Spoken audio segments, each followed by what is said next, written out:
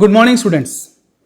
कुछ दिन ही बचे हैं बोर्ड एग्जामिनेशन के लिए, आपके 12th के लिए भी और 10th के लिए भी। Just 1 week 10 days your examination is there. तो छोटे छोटे टिप्स दे देता हूँ जाकि आपके बोर्ड एग्जामिनेशन के लिए हेल्प हो जाए। फर्स्ट तो all the best for your board examination. आपने ऑलरेडी बहुत अच्छी तैयारी की है। सबसे पहला और फॉरमोस्ट थिंग है आपका health. Please keep your health proper. और हेल्थ के लिए क्या करना है, अच्छी नींद लेनी है रात को, बिकॉज अगर नींद सही नहीं है ना तो आपका ब्रेन ठीक से काम नहीं करेगा। जो भी आपने पढ़ा है वो सब भूल जाएंगे। ये सब बोलते हैं ना, भूलने की बीमारी है लोगों को एग्जाम के टाइम, इसलिए होता है बिकॉज नींद सफिशिएंट नहीं होती है। गुड स्लीप, साउंड स्लीप होना चाहिए।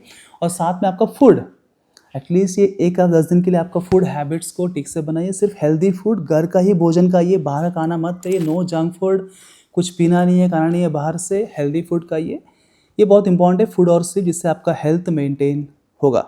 दूसरा, प्रिपरेशन की बात करूँ, सेकेंड पॉइंट में प्रिपरेशन या स्ट्रैटेजी जो आपका बोर्ड एग्जाम के लिए होगा। एक है before board examination, during the exam and post examination. छोटी छोटी बात जो आपको ध्यान में रखना है।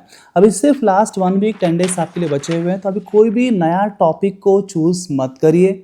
इस 1 वीक 10 days में जो भी आपने एनालिसिस पहले से किया हुआ है टॉपिक वाइज, ये चैप्टर्स, ये टॉपिक्स इंपॉर्टेंट है, उन्हीं टॉपिक्स इंपॉर्टेंट को एक बार गो थ्रू फटाफट करिए, हर एक चैप्टर इंपॉर्टेंट टॉपिक्स को। दूसरा, कुछ टच मत करिए। और प्रीवियस ईयर बोर्ड पेपर्स जो भी रहेंगे, 4-5 साल पेपर्स, उसको एक बार गो थ्रू कर लीजिए एंड एकदम रिलैक्स रहिए, ठीक है। ड्यूरिंग द बोर्ड एग्जामिनेशन जो है ना, आपको टू मच लोग बोलते हैं, एक बहुत बड़ा प्रॉब्लम के लोग बोलते हैं प्रेजेंटेशन बहुत इंपॉर्टेंट है। इसके ऊपर लोग प्रेजेंटेशन के चक्कर में इतना ज़्यादा प्रेजेंटेशन में टाइम बिताते हैं ना, क्वेश्चंस रह जाते हैं। तो आप ध्यान में रखिए कि ड्यूरिंग बोर्ड एग्जामिनेशन हाँ प्रेजेंटेशन इंपॉर्टेंट है। कितना इंपॉर्टेंट है आप समझिए। अगर आप पेपर चेकर हो तो आपको समझ में आना चाहिए बच्चे ने क्या लिखा है, राइट। उतना ही उद्देश्य है। एज ए स्टूडेंट आपको हर क्वेश्चन डिस्टिंक्टली लिखना है। हाँ, एक अंडरलाइन कर लो after every question, that is sufficient. With warning was also sufficient. Black ink, blue pen, जो भी अंडरलाइन करने के लिए रख लीजिए आप। और हैंड राइटिंग इतना ठीक से रखो कि आगे वाले को समझ में आए कि आप क्या लिख रहे हैं। इतना भी आर्टिस्टिक बनने की ज़रूरत नहीं है कि आपको हैंड राइटिंग के लिए अवार्ड मिले, और इतना भी डॉक्टर की तरह लिखने की आवश्यकता नहीं है। Understandable hand writing is important. और कंटेंट ज़्यादा लिखा तो बहुत मार्क मिलेगा, ऐसा कुछ नहीं है। कंटेंट जो है ना, टू द पॉइंट होना चाहिए। जितना क्वेश्चन पूछा है, कितने मार्क का क्वेश्चन है, उसके हिसाब से उतने पॉइंट्स आपको वहाँ पे लिखना है। जितना प्रिसाइज होगा उतना एग्जामिनर को चेक करना आसान होगा, समझेगा कि इस बच्चे को जो पूछा है वो लिखा है, फुल मार्क्स आपको मिलेंगे। लोग लगता है बहुत सारा अगड़म बगड़म लिखे तो मार्क्स बहुत मिलेंगे, ऐसा कुछ नहीं है। Be precise to your answers. क्या लिखना है वो पॉइंट वाइज लिखिए। ऑलरेडी आपको इसका ट्रेनिंग स्कूल में दिया होगा, राइट। आपने सैम्पल बोर्ड पेपर्स देखे होंगे, तो उसके हिसाब से आप आराम से लिखिए। और डायग्राम्स वगैरह जब बनाते हैं तो डायग्राम्स ऐसे बनाइए कि डायग्राम भी समझ में आए, उतना ही। बहुत एकदम ब्यूटीफुल डायग्राम बनाने की ज़रूरत नहीं है। नंबर मार्क्स उतने ही रहते हैं क्वेश्चन में, है ना, आपको डबल मार्क्स मिलने वाले नहीं है। Understandable diagram. और मोर इंपॉर्टेंट है कि वहाँ पे आप जो लेबलिंग करते हो ना, लेबलिंग बराबर होना चाहिए। ये पार्ट क्या है, सब कुछ लेबलिंग करिए, सबका नाम लिखिए, दैट इज इनफ। और ज़रूरी बात यह है कि जो आपको अच्छे से आता है, first go through all the sections. और जो सेक्शन आपको बहुत कॉन्फिडेंट है कि आप अच्छे से लिख सकते हो, बेस्ट लिख सकते हो, बिकॉज पेपर का शुरुआत जो है ना इम्पैक्ट क्रिएट करता है। तो स्टार्टिंग पहले के 2-3 पन्ने आपने कैसे लिखे हैं, उससे एग्जामिनर समझ जाता है कि अरे ये बच्चा बहुत ब्रिलियंट है।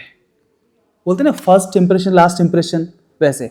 इसलिए सेलेक्ट सेक्शन, जो सेक्शन को आप पूरा कंप्लीट कर सको। ज़्यादा क्वेश्चंस आप छोड़े ना, ऐसा सेक्शन कौन सा, और वो सेक्शन की शुरुआत करो और एकदम बेहतरीन लिखो। तो एग्जामिनर के दिमाग में आपके प्रति एक अच्छा इंप्रेशन बन जाएगा, ये बच्चा बहुत अच्छा है। उसके बाद वो फटाफट चेक करेगा, क्योंकि उसे पता है अच्छा ही बच्चा है ना, इट्स ए गुड स्टूडेंट, तो उतना अधिक पढ़ने की ज़रूरत नहीं है। तो स्कोर करने का ये भी एक तरीका है। तो ये छोटी छोटी बातों को आप ध्यान में रखिए ड्यूरिंग एग्जामिनेशन, एंड बिना कोई टेंशन का अपने एग्जाम को दीजिए। Post examination there is no need of too much of discussion. बहुत बच्चे पेपर होने के बाद डिस्कस करते रहते, कैसा हुआ तेरा, कैसा हुआ, ये क्वेश्चन आया कि नहीं आया। एक बात को समझिए, पेपर अभी हो चुका है, राइट।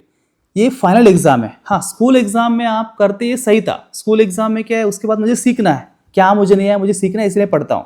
पर ये तो फाइनल बोर्ड एग्जामिनेशन है, इसके बाद चांस मिलने वाला नहीं है। तो क्यों अननेसेसरली हम टाइम वेस्ट करिए डिस्कशन करने में। जैसे पेपर खत्म होगा उसके बारे में भूल जाओ। Now worry about the next examination. से फर्स्ट पेपर अब केमिस्ट्री है, कंप्लीट हो गया है, डन, जो भी हुआ है खत्म हो गया है। अब उसके बारे में सोचने का, विचार करने कितने मार्क्स मिलेंगे, ये सब करने का कोई बेनिफिट है क्या हमारे पास? नहीं है। तो पोस्ट एग्जामिनेशन सिंपल सी बात है, जैसे एग्जाम खत्म हुआ, पेपर से बाहर निकले, forget about the examination, now prepare for the next exam. As you go home, next exam कौन सा है उसको लीजिए, उसकी आप तैयारी करिए। ये सिंपल सी बातें हैं। ऐसे आप तो बहुत ब्रिलियंट है, सब कुछ आप जानते हैं, फिर भी बस मैं रिमाइंडर करने के लिए आपको ये सारी बातें बताई। इनका आप इम्प्लीमेंटेशन करिए। Small things can create a great difference in life. All the best once again for the board examination.